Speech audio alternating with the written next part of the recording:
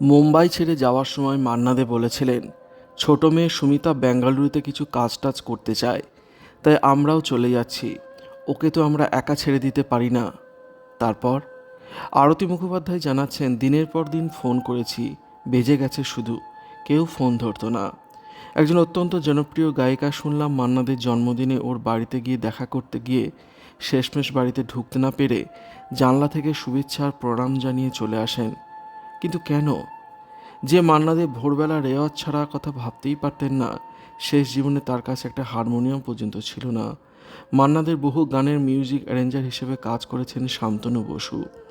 স্ত্রী সুলোচনার মৃত্যুর পর মান্নাদে একদিন ফোন করলেন তাকে।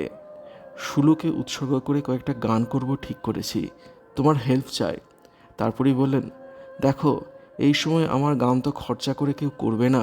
তুমি আমাকে বলো, আমি যদি 8টা গান করি কত খরচ হতে পারে? ভাবা যায়। শেষ পর্যন্ত অবশ্য মহুয়া লাহিড়ী এগিয়ে এসেছিলেন সেই রেকর্ড করার জন্য। এই রেকর্ডের কাজেই বেঙ্গালুরু পৌঁছে শান্তনু বসু ফোন করলেন মান্না দেকে। তিনি জিজ্ঞেস করলেন, কাল তুমি কখন আসবে? একটু অবাক হয়ে শান্তনু বসু বললেন, দাদা, আমি তো আজই আপনার সঙ্গে গান নিয়ে বসবো বলেই দুপুরবেলা চলে এলাম। আমি যদি 5টা 6টা নাগাদ যাই? একটু ইতস্তত করে মান্নাদের জবাব দিলেন, আজ তো ছোট মেয়ে সুমিতা কাজে চলে যাবে, তুমি কাল এসো। শান্তনু বসু বললেন, কাউকে লাগবে না দাদা, আমি আর আপনি হলেই তো হবে। তিনি তাও বললেন, অসুবিধা আছে। শান্তনু বসু নিশ্চুপ। এবার তিনি নিজেই অস্বস্তির সঙ্গে বললেন, আমাকে তো তালা বন্ধ করে চাবি নিয়েও কাজে চলে যায়, আর রাত 12টা 12:30 নাগাদ ফিরে আসে। স্তম্ভিত শান্তনু বসু বললেন, দাদা, এভাবে? আর বলো না, আর বলো না, আমার জীবনটা শেষ হয়ে গেল, আর বাঁচতে ইচ্ছা করে না, বলেই হাউ হাউ করে কেঁদে উঠলেন মান্না দে।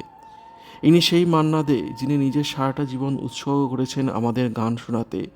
ইনি সেই মান্না দে যিনি উপমহাদেশের সর্বকালের শ্রেষ্ঠ গায়কদের একজন। কে জানে শেষ জীবনে কার কী লেখা আছে।